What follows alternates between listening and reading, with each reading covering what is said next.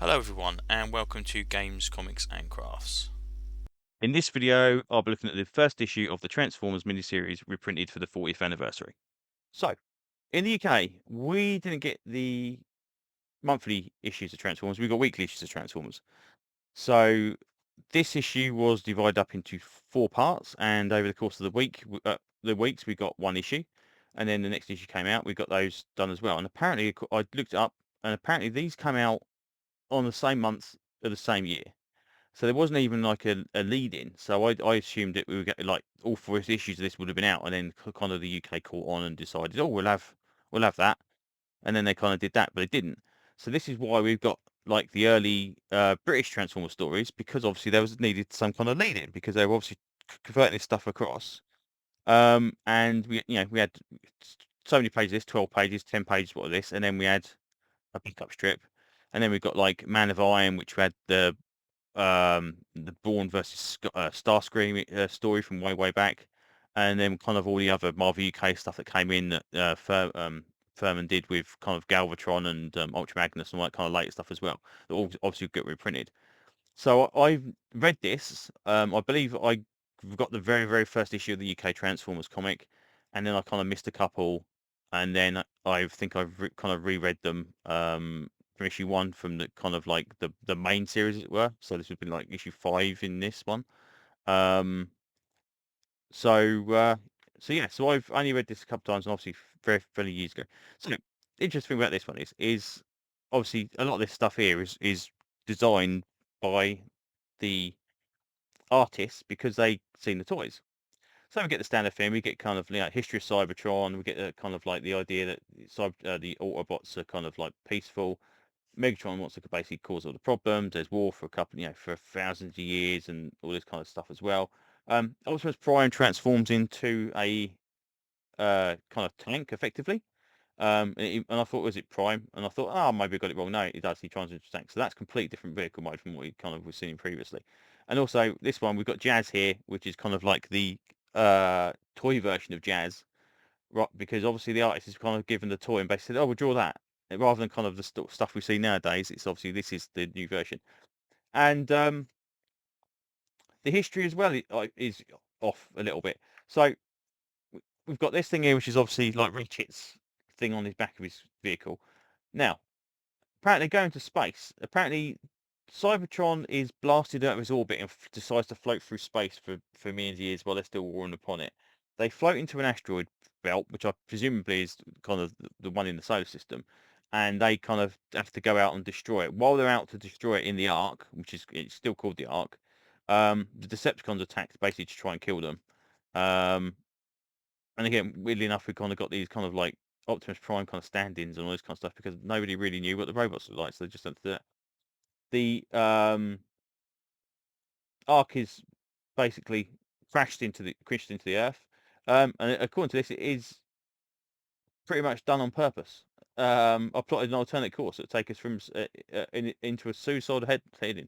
So Prime effectively kills everybody on the ship this time around. It's not an accident. There's no kind of no explosion that causes it to crash. Anyway, it crashes into Earth. It goes into Mount St. Hilary, which I always thought was Mount St. Helens, but there you go. It's interesting. Um, the little probe goes out into the world and kind of scans all of the vehicles and all this kind of stuff as well, and sees all the communication devices. And then we get the thing that kind of rebuilds on, which is the thing on the back of the Optimus Prime toy, which I think is really quite cool. So again, all the designs are kind of informed by the toys themselves. All of the Decepticons are given flight modes and kind of like communication devices, and all the Autobots are given cars. And we kind of get this massive info dump of characters where every single character introduces himself by name and kind of a little thing. I actually quite like that. It's quite cool. Um, Off they go, and then we get the opposite version with the Autobots where they do the same thing as well. And we've got the toy version of Ironhide here. We've got kind of a half version of Ironhide and kind of for Ratchet, because we've got his visor, but we've actually got a head here. Ironhide seems to just be this kind of visory kind of thing. Um, but looking at this as well, I realised how many toys I had that aren't in the book anymore, and how many would like to come in the books. Like we haven't got Mirage, we haven't got Silevrstreak. I mean, I remember Silevrstreak coming out. We haven't got Sunstreaker. We haven't got Sideswipe. So yeah, Hoist. Oh, sorry, Trailblazer. Wrong one. So there's still like the kind of original G1 Transformers we've not seen yet, which I think is interesting. Anyway, they go off. They scan Earth. They see what's going on. Um, then we cut to Buster and his dad, as kind of like we've seen previously. They go to a parking lot where a movie's being, oh, sorry, parking lot, a drive-in movie where a movie's being played, and they kind of get attacked by Decepticons, and the Transformers cannot understand, the Autobots can't understand why the vehicles are not kind of getting up and turning into cars, and they go, oh my god, they're actually just vehicles, they're not actually robots at all. Um, Laserbeaks, Buzzsaw, and Ravage can all talk in this as well. And the Decepticons are basically driven off, and the Autobots kind of, escape and try and follow them. Bumblebee is injured, and Spike Wiki, sorry, I keep getting it wrong way around. It's Buster. Um, Gets in the car, drives it away, and kind of like tries to start fixing it, and it turns out that he's injured and he needs kind of repairing. Now I remember this. I remember the picture of Bumblebee on the vehicle ramp thing being the very first issue I remember seeing. So that must be issue 2. So that's what to say. It's about week 5. So that's about right. Um, but yeah, so interesting. Kind of brought back a lot of memories from from many years ago. Um, oh no, yeah, it's a interest. It's a kind of like a interesting read to see where the original Transformers story kind of come from and how it kind of relates to the current stuff we've got going at the moment.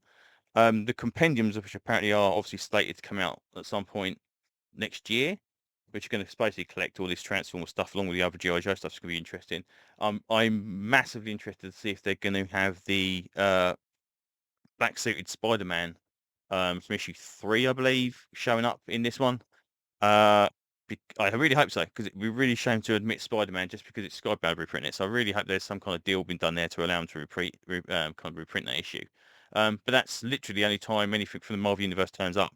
So, and also going back through the history of these as well, I also discovered there was like a G.I. Joe Transformers crossover book that we didn't get in the UK. They did their own thing instead, and so a lot of that continuity was ignored.